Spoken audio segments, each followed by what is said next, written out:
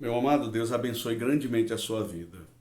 Como você acessou esse vídeo, isso significa uma coisa, que você tem uma sede de conhecimento muito grande e de que você busca um aprofundamento intelectual e espiritual. Porque se tem um assunto que ele é profundo no âmbito da filosofia e no âmbito da teologia, no âmbito da espiritualidade em geral, de todas as religiões e crenças e âmbitos filosóficos, é esse assunto sobre a origem da alma. Lógico que eu não vou falar muito sobre isso. Eu vou ser bem breve mesmo. E você pode se aprofundar cada vez mais sobre o assunto, buscando mais e mais cavando sobre este tema. Você com certeza vai encontrar um acervo riquíssimo de informações na internet. Mas eu vou te dar uma base boa aqui para você já começar a pensar e discutir o assunto. E se você tiver algo para endossar, para acrescentar, acrescente. Faça um comentário no meu vídeo. Se você quiser me refutar também, esteja à vontade, você pode me refutar. Não vou tirar a sua refutação, não vou apagar a sua postagem, não vou te destratar. Você é bem-vindo no meu canal, tanto para concordar, como também para criticar. Contanto que isso não parta para baixaria, para ofensa, e você mostra a sua grandeza de personalidade, de caráter, de espírito, fazendo de uma forma, vamos dizer assim, nobre. Ok? Então, Deus te abençoe e vamos lá. Vamos para o assunto. Então, esse assunto é um assunto muito antigo. É o que eu tenho para dizer para você, que há milhares e milhares e milhares de anos, há muitos séculos, esse assunto vem sendo discutido no âmbito da religião e no âmbito da filosofia, principalmente na época cristã. É onde o assunto mais floresceu no seu fórum de discussão, na igreja e dentro da filosofia. Mas no período pré-cristão, Platão já falava sobre isso, Aristóteles já falava sobre isso também.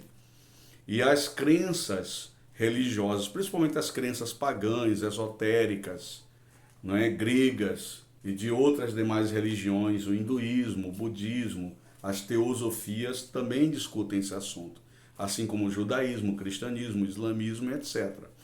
Mas vamos lá, vou dar as três bases, as três teorias principais, que são as que eu conheço e as mais difundidas sobre a criação da alma, e as que mais têm alguma base. A primeira teoria, a teoria da pré-existência da alma. Como é a teoria da pré-existência da alma?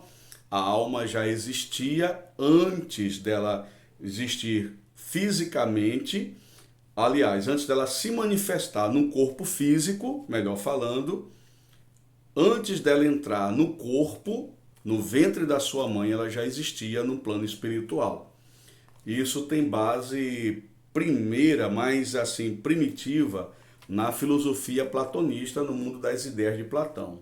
Quando Platão fala da ideia do demiurgo, um ser superior, e fala que todas as coisas já pré-existiam, tudo que você vê aqui de material na Terra, no nosso mundo, já existe de uma forma ideal e perfeita num plano superior, num plano sobrenatural e metafísico. E que o que tem aqui são apenas formas, vamos dizer assim, limitadas, imperfeitas daquilo que é perfeito no mundo das ideias, no mundo espiritual.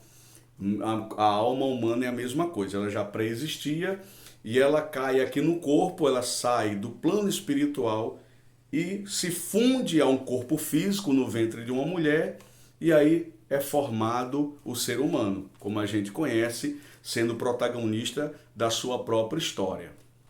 Bom, nós vamos encontrar esse tipo de ensino aonde?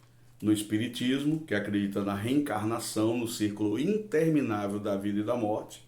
Nós cristãos, evangélicos, católicos tradicionais, ortodoxos, protestantes, pentecostais, enfim, judeus, não é, ortodoxos, todos nós que somos de uma linha mais ortodoxa, mais fundamentalista do cristianismo e do judaísmo, seja ele católico ou protestante, rejeitamos a ideia da pré-existência da alma.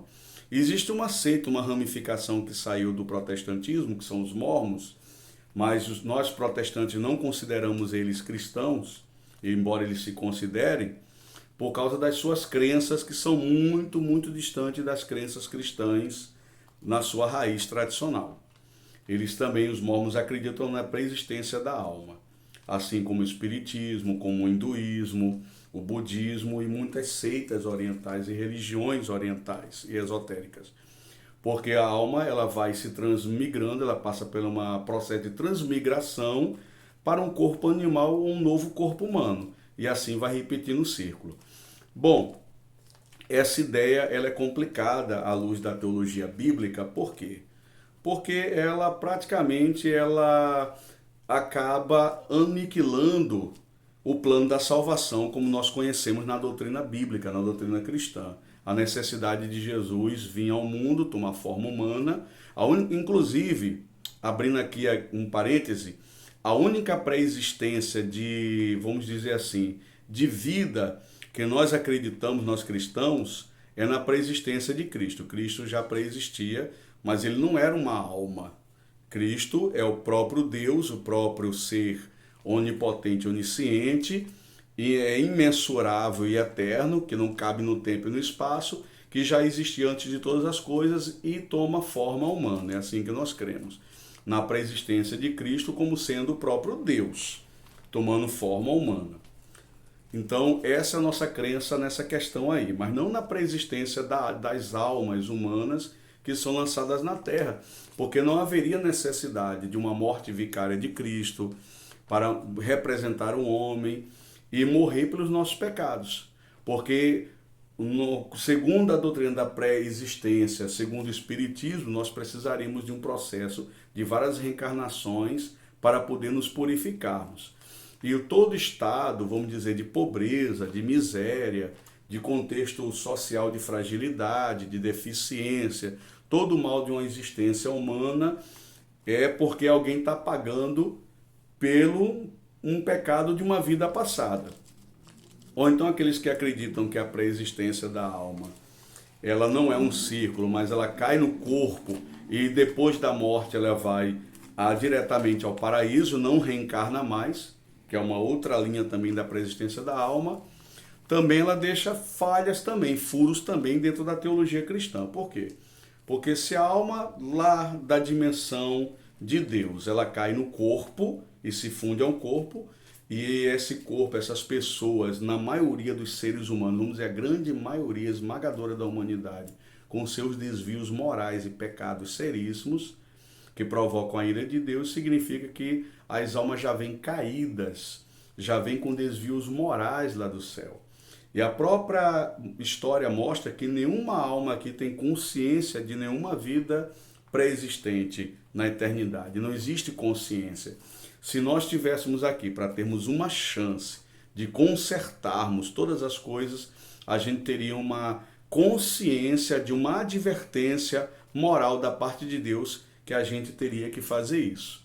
Mas não tem. Significa que o homem já nasce pecador, já nasce com seus desvios morais, e se ele descesse do céu puro, como é que ele se corrompe assim que entra no corpo? Isso aí dá evasão a outra crença herética também, muito combatida pela igreja, que é o gnosticismo. O apóstolo Paulo combateu o gnosticismo, o apóstolo João combateu, o apóstolo Pedro combateu, os apóstolos de Cristo combateram, a igreja primitiva combateu o gnosticismo. Qual era a crença gnóstica? Era uma filosofia grega misturada com o cristianismo, oriunda das ideias de Platão, que dizia que toda a matéria era má. O corpo era mau, a matéria era má, era corrupta, porém a alma é pura. Então isso dá vazão à teologia gnóstica, que diz o seguinte, que a alma, o ser humano, ele não tem culpa do pecado, não existe culpa pelo pecado. Porque mesmo que você se entregue aos vícios e aos pecados, às transgressões e às perversidades, e morais, você pratica a imoralidade, o seu espírito continua puro, porque ele é em essência puro, porque ele do céu desceu puro no seu corpo. Todo desvio moral e excesso e coisas erradas que você pratica é culpa da sua carne, da sua matéria. Então o espírito não tem culpa nenhuma. O espírito desceu puro, a culpa é porque da sua carne, do seu corpo. Porque o espírito ficou dentro de um corpo que se corrompe, essa matéria, esse corpo é mau, a maldade está na matéria e não no espírito. A partir do momento que o espírito sair do corpo e desencarnar, ele está livre da matéria, está puro, vai direto para o céu. Não existe inferno, não existe condenação, não existe julgamento e juízo. O ser humano, na sua essência, não tem nenhuma responsabilidade pelos seus desvios morais. Esse é o grande problema desse tipo de pensamento. Agora vamos para o segundo. O segundo eu vou explicar mais rápido, tá? A segunda teoria, ela é muito defendida pela teologia cristã, principalmente católica e protestante. Muitos grandes teólogos, eu vou citar um aqui que eu admiro muito, eu tenho o livro dele como meu livro de cabeceira de estudo, mas em muitos pontos eu concordo com ele, mas nesse ponto eu discordo. É de Luiz Berkoff, da teologia sistemática. O Luiz Berkoff e também Apolinário, um dos pais da igreja primitiva, é discípulo de João, todos dois, e outros também que eu não me lembro agora, não me recordo, defendem a teoria do criacionismo. O que é o criacionismo? Deus cria a alma humana e sopra nela no corpo, ou seja, a partir do momento em que o espermatozoide vira um feto e aquele feto já está se formando um ser humano, Deus imediatamente cria a alma, faz a alma e coloca dentro daquele corpo, e aquele corpo já nasce com uma alma criada por Deus. É muito aceito, talvez até você aceite essa teoria. Mas por que eu a rejeito? Eu vou explicar para você o porquê. Porque se Deus fez, Deus é puro, Deus é santo, Deus não pode ser atingido nem influenciado pelo mal, e o mal não pode proceder de Deus. O pecado não procede de Deus. Deus não é coautor do pecado. Deus não é comparsa do pecado e nem seu gerador. Entendeu? O pecado é uma responsabilidade de quem pratica, seja homem, seja anjo caído. Deus não é coautor do pecado. Então, se Deus cria uma alma no corpo, ele tem que criar alma pura, incontaminada. Porque esse é o problema, porque eu rejeito. Se foi criado diretamente por Deus, essa alma ela tem que ser totalmente pura, ela não pode se corromper jamais, ela tem que ser perfeita. Ela não vai ter pecado original. Pelágio, que negava o pecado original, dizia que o homem nascia sem pecado, o homem nascia perfeito, que era a sociedade, o tempo, e a criação e o meio social que ia corrompendo o homem. É uma doutrina totalmente herética, porque isso acaba com a teologia bíblica da soterologia, que diz que todos pecaram. O próprio Davi, ele fala no Salmo 51, no versículo 5, em pecado concebeu a minha mãe, eu fui formado em pecado, em iniquidade. O próprio Davi ele afirma no Salmo 51, versículo 5, que ele foi concebido em pecado. A palavra de Deus fala também lá em Romanos que todos os pecados estão destituídos da glória de Deus. Estão destituídos da graça. Todos pecaram, todos nós somos pecadores. Todos nós herdamos a morte. Romanos capítulo 5 fala que em Adão nós herdamos a morte. Em Adão nós herdamos o pecado. Nós somos, como descendentes de Adão, herdeiros do seu pecado e da sua transgressão. É passada de geração em geração. É só você ler Romanos capítulo 5. Todo o livro de Romanos, do capítulo 1 até o final, se você estudar lá Romanos, ler capítulo por capítulo, versículo por versículo, estudar bem o livro de Romanos, Paulo vai defender a total depravação do homem desde o seu nascimento. Todos pecaram, não há um justo sequer. Então, ou seja, Deus não criou diretamente a alma. Mas você está perguntando para mim, mas pastor Vitor, então Deus não é o Criador. Deus não é o Criador. Deus é o Criador no sentido, vou lhe dizer. Por exemplo, corpo físico. Deus fez o meu corpo físico diretamente com a sua mão, como ele fez a Adão. Ele pegou Adão do pó da terra, criou Adão ali da argila da terra, diretamente com a sua mão. Eva ele tirou da costela de Adão e a fez diretamente com a sua mão. Então, os únicos seres humanos criados pela mão de Deus diretamente foram Adão e Eva. Quando se diz que Deus criou a mim e a você, se diz no sentido que em Adão, na geração de Adão, na geração dos animais, todo animal é criação de Deus. Criação de Deus no sentido de que Deus fez o primeiro casal de animal e do primeiro casal de animal foram nascendo gerações durante milênios daquele mesmo animal. Então, indiretamente, Deus é o Criador. Porque através de um casal de animais ou de seres humanos, toda uma geração existe. Então, Deus é o causador dessa existência. Entendeu? Então é nesse sentido que diz que Deus criou todas as coisas, todos os seres.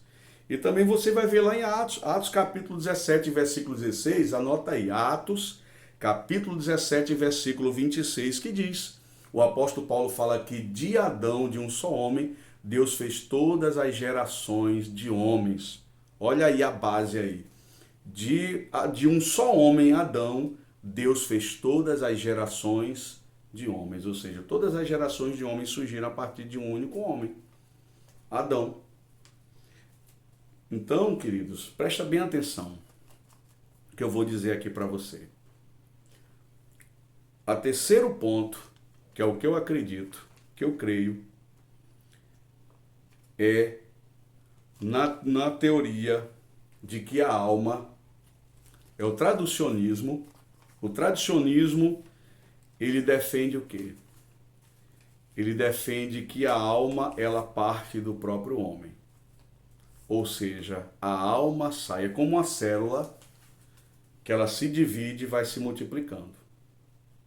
Ou seja, a alma parte de um homem para outro homem e assim sucessivamente. O homem e a mulher se unem,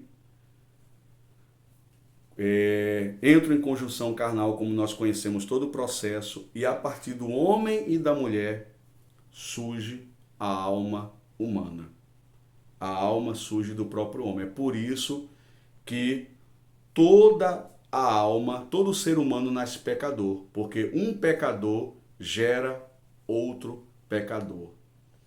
A partir de Adão, que caiu, que pecou, foi sendo gerado novos e novos seres humanos, pecadores, no pecado de Adão. Então a alma, ela parte do pai para o filho, do filho para o filho, e assim geração após geração. A alma sai de um para outro. Essa é a explicação mais sensata, com base nas escrituras e que tem apoio no plano da salvação e na doutrina da soteriologia. Então quero saber qual é o seu comentário. Se você discorda, coloca aí sua discordância. Se você concorda, endossa. Mais ainda, me dá mais reforço. Mas aí eu quero saber qual é a sua opinião. Deus te abençoe, um grande abraço. Não esqueça, meu querido, se você não se inscreveu no canal, se inscreva. Me dá uma moral, ajuda o meu canal a ter importância, relevância, me ajuda mesmo. Deus te abençoe grandemente se você se inscrever no meu canal. E faça um comentário, dê um like, para poder o YouTube ver que esse canal é importante e ele ser indicado para mais pessoas. Um grande abraço e Deus te abençoe em nome de Jesus.